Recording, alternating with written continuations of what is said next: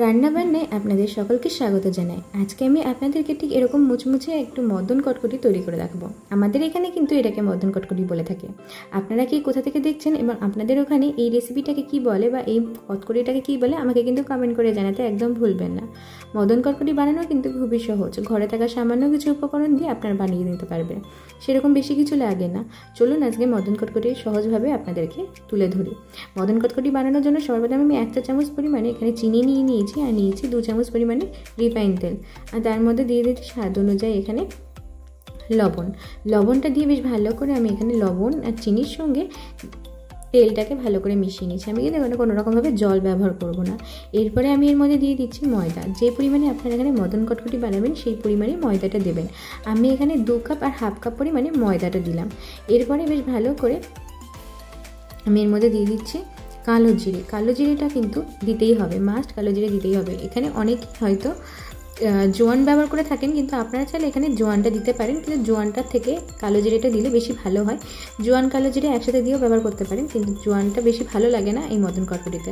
এবার বেশ ভালো করে ময়ান দিয়ে মিশিয়ে নিচ্ছি। এখানে ময়ানটা দেখতে পাচ্ছেন কতটা পারফেক্টলি হয়েছে। এবার ময়দাটাকে বেশ ভালো করে মেখে নেব। ময়দাটা মেখে নেওয়ার জন্য আমি এখানে দুধ ব্যবহার করছি। আপনার চাইলে জল ব্যবহার করতে পারেন, কিন্তু এখানে দুধ ব্যবহার করলেই বেশি ভালো হয়।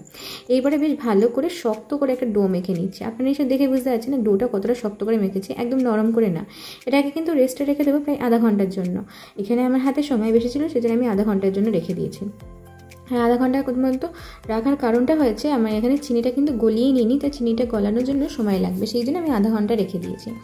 আপনার চাইলে চিনিটা গলিয়ে ব্যবহার করতে পারেন, তাহলে আরও কম সময় লাগতে পারে। এরপরে ভালোভাবে রেস্ট নেওয়ার পরে আমি এখানে চলে এসেছি, তার মধ্যে থেকে বড় বড় 3খানা লিচি কিনে নিচ্ছি। মদন কটকটি বানানো কিন্তু খুবই সহজ, অতি সহজে বানানো যায়, কিন্তু একটু সময়ের ব্যাপার, এই হচ্ছে কথা। যখন বানাবেন হাতে সময় নিয়ে বানাবেন।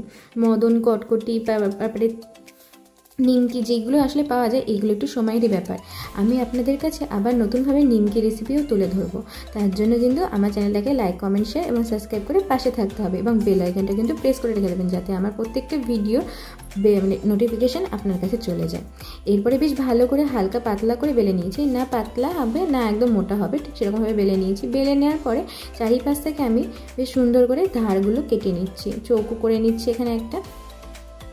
এটা কিন্তু মাস্টলি করতে হবে, নইলে কিন্তু আমাদের মদনের শেপটা কিন্তু আসতে অসুবিধা হবে, সেই জন্য আমি এটা আপনাদেরকে করে দেখাচ্ছি। এরপরে বেশ ভালো করে মদন ঠিক যেরকমভাবে বানাতে পারেন, যে একটু মোটা হোক বা বড়ো হোক, যেরকমভাবে বানাতে চান সেরকমভাবে কেটে নেবেন। আমি এখানে কেটে নিচ্ছি, আপনি নিশ্চয় দেখে বুঝতে পারছেন। এরকম করে লম্বা লম্বা করে কেটে নিয়ে তারপরে চৌকো চৌকো করে কেটে নিতে হবে। এক কথায় মদনের শেপ যেরকম হয় ঠিক সেরকমই শেপ দিচ্ছি। আপনারা চাইলে কিন্তু ঠিক এইভাবেই নিমকিও তৈরি করতে পারেন, কিন্তু নিমকির জায়গায় একটু অন্যরকম পদ্ধতি আছে, যেটা আমি আপনাদের সাথে খুব তাড়াতাড়ি শেয়ার করব। এরকমভাবেই আমি এই মদনগুলো তৈরি করে নিচ্ছি। মদনের বাদবাকি জিনিস তো আমার তৈরি করা হয়ে গেছে, এবার মদনগুলো আমি ভেজে নিতে হবে। এই মদন কটকটি খেতে আমার কিন্তু খুব ভালো লাগে, সেই জন্য আমি আজকে বাড়িতে ট্রাই করে আপনাদেরকে সাথে শেয়ার করলাম। এইভাবে বাড়িতে তৈরি করলে অনেকটা নিজের চোখের সামনে তৈরি হয়, নিজেও অনেকটা স্যাটিসফাই থাকে। এখন যেহেতু বাইরে এতটা আনহেলদিভাবে তৈরি করা হয় সব কিছুতেই, সেই জন্য বাড়িতে একবার তৈরি করে নেওয়া কী করে যায় সেটা শিখে নিলেই আর কোনো কিন্তু ঝামেলা থাকে না।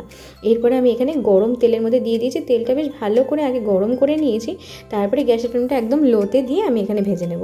এটা গ্যাসের ফ্লেমটা লোতে দিয়ে ভাজতে হবে, নইলে কিন্তু কালার আসবে না এবং খেতেও ভালো লাগবে না। আমি আপনাদেরকে টাইম ল্যাপস ভিডিও করে দেখাচ্ছি। আপনারা নিশ্চয়ই দেখে বুঝতে পারছেন যে আমি এখানে টাইম ল্যাপস ভিডিও করছি। আমি কিন্তু একটু কোনো রকমভাবে ভিডিও কাটিনি, যে আমি এখানে কোনো বাজার থেকে কিনে আনা মদন আপনাদের সামনে তুলে ধরেছি, সেরকম কোনো কিছুই না। আপনারা এসে দেখে বুঝতে পারছেন মদনগুলো কিন্তু আরও ভালো রকমভাবে কালার আসবে। আপনাদের ওখানে এই মদনটাকে কি বলে বা এই খাবারটাকে কি বলে সেটা কিন্তু আমাকে কমেন্ট করে জানাতে একদম ভুলবেন না।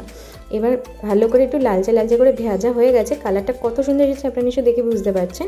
এবার আমি এটাকে ভালো করে পরিবেশন করে নেব। এই মদনটাকে কিন্তু প্রায় 1-1.5 মাসের বেশিও স্টোর করে রেখে দেওয়া যায়, কিন্তু স্টোর করার আগে মনে রাখবেন যখন বাড়িতে তৈরি করছেন তখন একটু হালকা ঠান্ডা করে নিয়ে সঙ্গে সঙ্গে স্টোর করে নেবেন। একদম গরম গরম স্টোর করবেন না, এবং এটা যখন স্টোর করবেন চেষ্টা করবেন একটু এয়ারটাইট কন্টেনার ব্যবহার করার। আর এটা একটু ঠান্ডা হলেই তবে একটু মচমচে খেতে হবে।